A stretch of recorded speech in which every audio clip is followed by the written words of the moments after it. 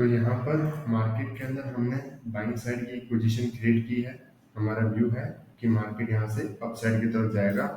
एक बार मैं आपको मार्केट का स्ट्रक्चर यहाँ पर समझा देता हूँ कि मार्केट क्या करने की कोशिश कर रहा है, इसी पॉइंट से मार्केट अप क्यों जाएगा। देखो, मार्केट को अगर आप जाना है तो हमेशा स्टॉप लॉस होना बहुत ज़रूरी है। जब तक आप एसेट हंटिंग कैसे काम करती है, कौन स्टॉप लॉस बना रहा है, किसके मार्केट में स्टॉप लॉस कटेंगे, अगर आपको ये चीजें पता नहीं है तब आप प्रॉपर ट्रेड नहीं ले पाओगे। सबसे पहली चीज आती है कि प्रॉपर डायरेक्शन को फाइंड करना, और सेकंड आती है कि प्रॉपर तरीके से एंट्री बनाना मार्केट में कि कहाँ से मार्केट जाएगा। तो यहाँ पर हमने मार्केट में पोजीशन बनाया, उसके पीछे पहले साइकोलॉजी को समझना जरूरी है। तो अभी हमारी जो हमने इमीडिएटली ट्रेड प्लान की है, तो अभी नॉर्मल हमारा पीएनएल चल रहा है। 100 क्वांटिटी हमने यहाँ पर पुट को शॉर्ट किया है, तो अभी नॉर्मल जस्ट चल रहा है। तो एक बार इसको हम प्रॉपर तरीके से एग्जिट के लिए लगा के रख लेते हैं कि अभी अगर मार्केट सपोज हमारे स्टॉप लॉस खाता है तो भी हम इसके लिए प्रिपेयर रहेंगे। मार्केट का ट्रेंड कैसा है, अपसाइड है, ऑल टाइम हाई पर मार्केट है। पहला मोमेंटम मार्केट ने कैसे किया, वीक मोमेंटम, यहां से डायरेक्टली अपसाइड क्यों नहीं गया, क्योंकि जब मार्केट ऊपर ओपन हुआ, प्रीवियस दिन के कोई सेलर्स के स्टॉप लॉस है क्या यहाँ पे, बिल्कुल नहीं। यहाँ पर सिर्फ और सिर्फ बायर बैठा है मार्केट में, और जब बायर बैठा है वहां पर और सेलर्स का कोई स्टॉप लॉस है ही नहीं, तो क्या डायरेक्ट मार्केट कंटिन्यूएशन में जा सकता है, बिल्कुल नहीं।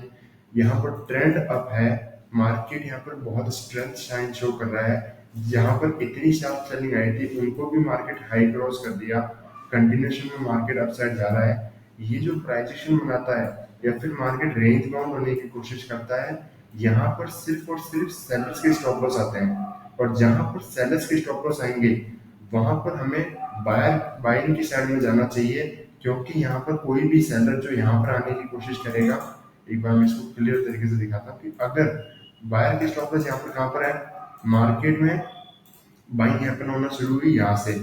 जहां पर मार्केट में बायर्स के स्टॉप लॉस है, क्या यहाँ से मार्केट डायरेक्टली इनको टारगेट कर सकता है, टारगेट करने का मतलब क्या इनके स्टॉप लॉस को खा सकता है मार्केट, बिल्कुल नहीं।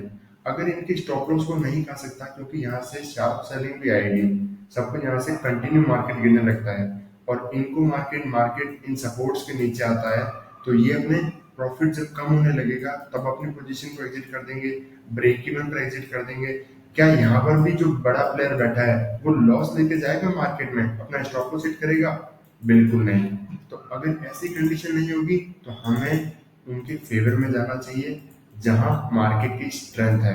स्ट्रेंथ किस साइड है, बाइंग साइड के अंदर है। सेलर्स बिल्कुल भी स्ट्रॉन्ग नहीं है, यहाँ पर इतनी धीरे धीरे सेलिंग आने की कोशिश कर रहा है। यहाँ पर देखो, एक कैंडल, दो, तीन, चार, पाँच, छह, सात, आठ, 9 कैंडल इतनी धीरे धीरे आकर के सेलिंग में जाने की कोशिश कर रहा है, यहाँ पर प्राइजेशन बना रहा है। ऐसा मार्केट कभी भी सेलिंग साइड में सस्टेन नहीं करता है। यहाँ से मार्केट में हाईएस्ट पॉसिबिलिटी होती है रिवर्सल जाने की। इसका मतलब ये नहीं कि यहाँ से बहुत बड़ा मोमेंटम हो जाएगा, नहीं, बट मार्केट इन सेलर्स के जो यहाँ पर मार्केट है इनके स्टॉप लॉस हंट करेगा ही करेगा, मार्केट यहाँ से अपसाइड मोमेंटम करेगा। तो अभी एक बार हम हमारा पीएनएल देख लेते हैं कहाँ पर चल रहा है। नॉर्मल अभी जो है ये हमारा पीएनएल चल रहा है, ठीक है। तो अभी पूरा ट्रेड पर फोकस करेंगे।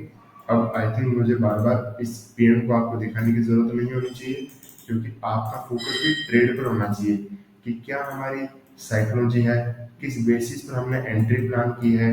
जब तक अगर सबसे पहला चीज कि आपकी डायरेक्शन क्लियर होनी चाहिए मार्केट में, मार्केट कहाँ जाएगा वो कैसे पता चलता है, डायरेक्शन साइकोलॉजी के बेसिस पर। बायर के स्टॉप लॉस कहाँ है, सेलर्स के स्टॉप लॉस कहाँ है, बायर स्ट्रॉन्ग है या फिर सेलर स्ट्रॉन्ग है, क्या बायर के स्टॉप लॉस को टारगेट किया जा सकता है। देखो, ये सारी चीजें आती है एसएल हंटिंग के अंडर में। अगर आपको एसएल हंटिंग नहीं पता है ना कि कैसे मार्केट में काम करती है, तब आप कुछ भी सीख लो, आप मार्केट में प्रॉपर तरीके से ट्रेड नहीं कर पाओगे। क्योंकि यहाँ पर आप कोई ना कोई एम पैटर्न देखेगा, कोई यहाँ पर इतनी रेड कैंडल देख करके ये सोचेगा कि मार्केट यहाँ से नीचे आ जाएगा। इस तरीके से कभी मार्केट काम नहीं करता है। ये सोचेगा कि मार्केट ऑल टाइम हाई पर है, अब सेलिंग में कन्वर्ट हो जाएगा, बिल्कुल नहीं। अभी यहाँ पर थोड़ा सा एक पुल बैक आने की कोशिश कर रहा है, बट जब आपकी साइकोलॉजी एकदम परफेक्ट है, आपका माइंड सेट एकदम क्लियर है, आप ट्रेंड के फेवर में हो, डायरेक्शन आपके फेवर में है, तब किसी प्रकार का कोई डर नहीं होना चाहिए। एसएल और टारगेट हमेशा पार्ट ऑफ गेम होते हैं। कभी ऐसा नहीं होगा कि सिर्फ स्टॉप लॉस होंगे, कभी ऐसा नहीं होगा कि सिर्फ टारगेट हिट होंगे। ये पार्ट ऑफ प्रोसेस है। आपको प्रोसेस को कंटिन्यू सही फॉलो होना चाहिए। अगर साइकोलॉजी आपकी क्लियर है, देखो साइकोलॉजी ही आपको कॉन्फिडेंस देगी ट्रेड में होल्ड करने का। ये जो मैंने आपको साइकोलॉजी बताई, यही जो है मेरे माइंड को स्ट्रॉन्ग बूस्ट देती है कि मैं ट्रेड में बना रहूंगा, चाहे मार्केट यहाँ से बिल्कुल ये जब तक मेरा लो के पास में ना जाए यहाँ तक, तब तक मैं यहाँ पर बना रहूंगा। हाँ, अगर मेरा एसएल खा जाता है तब मैं यहाँ पर मार्केट में ट्रेड को एग्जिट कर दूंगा। अगर वापस री एंट्री देता है मेरे सेटअप पर, तब मैं री एंट्री बना सकता हूँ। बट इसका मतलब ये नहीं है कि मैं सोचूं कि अगर मुझे बहुत कॉन्फिडेंस है कि ये सोचूं कि मार्केट को अपसाइड जाना है, नीचे क्यों जाएगा, तो मुझे तो यहाँ पर बाई ही करना है, वापस बाय करता रहूं या फिर स्टॉप लॉस बहुत बड़ा प्लान कर लूं। ऐसा कभी नहीं होना चाहिए। सही टारगेट, सही एंट्री, हर चीज सही प्लान करना है, तभी मार्केट में पैसा बनेगा। अदरवाइज ये मार्केट पुल बैक आ रहा है, यहाँ से बड़ा मोमेंटम करेगा, सब मार्केट यहाँ तक जा सकता है, ठीक है। और मार्केट धीरे धीरे जाने की कोशिश करता है, बट उससे पहले ही मैं थोड़ा सा मेरे फेवर में जाए, उससे पहले एग्जिट कर दूं थोड़ा सा प्रॉफिट देख करके। कितनी गलत चीज है। क्योंकि जब लॉस का दिन आएगा, सेटअप पर जब आपका लॉस होगा, तब आप मार्केट में क्या करोगे? तब आप लॉस तो पूरा लेके जाओगे, इवन उससे बड़ा लेने की कोशिश करोगे। तो हमेशा जब आपके फेवर में जाना चाहता है मार्केट, साइकोलॉजी एकदम मार्केट की क्लियर है, आपकी साइकोलॉजी एकदम क्लियर है, आपको कॉन्फिडेंस है, तब आपको प्रॉपर टारगेट तक वेट करना चाहिए। ऐसा नहीं है कि बिल्कुल मिड के अंदर ही कहीं पर एग्जिट कर दे, या फिर थोड़ा सा मार्केट डराए तब एग्जिट कर दे। डराने का काम मार्केट का है, हमारा काम है मार्केट में प्रॉपर एंट्री के साथ में एसएल तक का वेट करना, या तो एसएल या फिर टारगेट। तो इसका हम वेट करेंगे प्रॉपर तरीके से। हो सकता है मार्केट धीरे धीरे यहाँ पर टाइम स्पेंड करे फिर जाए, हो सकता है पहले हमारे स्टॉप लॉस के पास में आए, डराए और फिर कंटिन्यूशन में चला जाए। अलग अलग सिचुएशन हो सकती है, बट कंडीशन क्लियर है, साइकोलॉजी क्लियर है। मार्केट में बाय स्ट्रॉन्ग है, सेलर्स डोमिनेंट बिल्कुल भी नहीं है। तो जो डोमिनेंट नहीं है उनके स्टॉप लॉस को टारगेट करना है। सपोज एक जंगल में आपको शिकार करना है, तो आप किसी ऐसे का शिकार करोगे कि जो सबसे स्ट्रांग है, सबसे पावरफुल है? नहीं। आप ऐसे का शिकार करोगे, अगर आपको अपना पेट भरना है, एक टाइम का आपको पेट भरना है, तो आप किसका शिकार करोगे? आप उसका शिकार करोगे जो सबसे वीक है, क्योंकि उसको हंट करना सबसे ज्यादा आसान होगा। तो वीक कौन है? यहाँ पर सेलर वीक है। जहां बायर स्ट्रांग है, तो टारगेट कौन करेगा? बायर सेलर को टारगेट कर सकता है, ठीक है। इसके बेसिस पर ही हमें मार्केट में साइकोलॉजी के बेसिस पर ही ट्रेड को प्लान करना चाहिए। जो हमने मार्केट में एग्जैक्ट क्लियर हमारा माइंडसेट के साथ में ट्रेड प्लान किया है, अब यहाँ से मार्केट को धीरे धीरे अपसाइड कंटिन्यूशन में जाते रहना चाहिए। अभी हम ट्रेड को प्रॉपर तरीके से होल्ड करेंगे। बार बार पीएनएल को देखने से कोई मतलब नहीं है, क्योंकि जब आप पीएनएल देखोगे, मैंने आपको यहाँ पर पहले दिखाया, तो हो सकता है यहाँ पर 1100 जो भी पीएनएल चल रहा था। अब अगर मैं दिखाऊं, क्योंकि मार्केट क्या कंटिन्यूशन में से जाता है? कभी नहीं। एक ट्रेड अपसाइड जाएगा, पहले पुल बैक आएगा। जब पुल बैक सस्टेन कर जाएगा, सेलर्स यहाँ पर डोमिनेट नहीं कर पाएंगे, तब मार्केट फिर फर्दर कंटिन्यू जाएगा, फिर पुल बैक, फिर अपसाइड। इवन यहाँ से यहाँ तक मोमेंटम में भी मार्केट धीरे धीरे जा सकता है, फास्ट कभी जाएगा, रेयर साइन के अंदर जाएगा, रेयर मार्केट के अंदर जाएगा।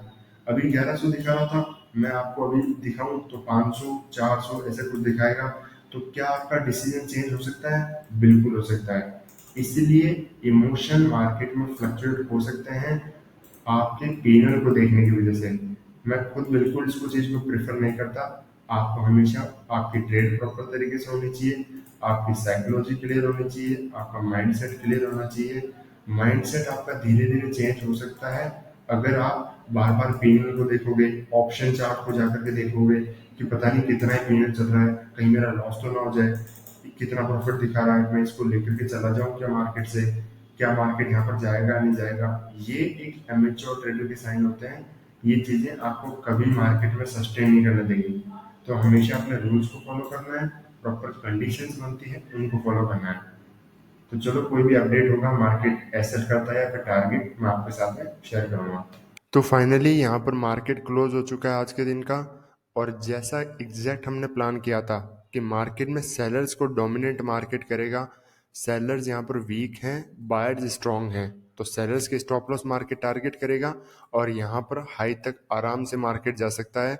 एग्जैक्ट मार्केट ने वैसा किया, बट ये टारगेट मैं इसको यहाँ पर अचीव नहीं कर सका, क्योंकि यहाँ पर मार्केट जो है इसी पॉइंट पर मुझे कोई अर्जेंट काम की वजह से जाना पड़ा, और मार्केट में मैं हमेशा मॉर्निंग के अंदर ट्रेड प्लान करता हूँ, बट आज कोई अपॉर्चुनिटी नहीं थी, और यहाँ पर जाकर के मार्केट ने अपॉर्चुनिटी दी 12 बजे, और 1 घंटा उसके बाद में भी मार्केट होल्ड करता रहा, और मुझे पहले से ही किसी काम के लिए जाना था।